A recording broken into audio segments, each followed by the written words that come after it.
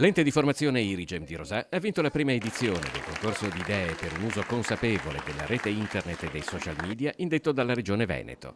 Gli studenti dell'Irigem si sono classificati primi nella categoria scuole secondarie di secondo grado e scuole di formazione professionale, preparando una serie di elaborati su come vivere il mondo digitale in modo responsabile e consapevole. Un tema ampio e molto sentito dai ragazzi, sviluppato a 360 gradi, affrontando questioni cruciali come il cyberbullismo o la dipendenza tecnologica. Prima abbiamo fatto dei manifesti, poi dei libretti per le scuole comunque da dare in giro ai più piccoli o comunque ai nostri coetanei e poi dei giochi multimediali e dei giochi in scatola. Io ho fatto con una mia compagna di classe, abbiamo realizzato un video dove va a far vedere, diciamo, magari la persona ferita dalle parole, come può succedere spesso alle ragazze. L'intero progetto si basa sul principio ogni lettera conta, il web lo costruiamo noi, vale a dire un'assunzione di responsabilità in prima persona. Noi non siamo solo utenti di internet e il messaggio, ne siamo anche costruttori. Siamo partiti proprio dall'analisi con i ragazzi dei social e del telefonino come strumento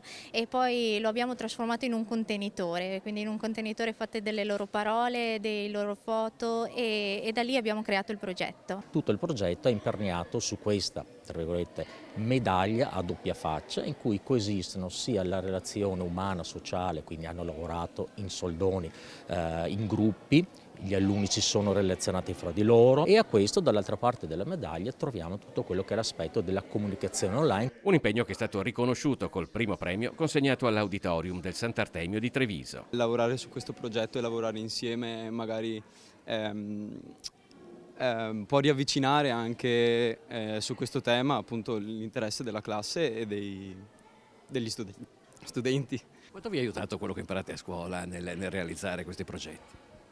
Beh, ci aiuta tanto, soprattutto abbiamo dei professori molto bravi e di questo ne dobbiamo essere grati perché ci affiancano sempre, ci aiutano in ogni cosa e soprattutto nelle idee ci aiutano tanto perché noi magari avendo meno esperienza abbiamo bisogno di un aiuto proprio come loro.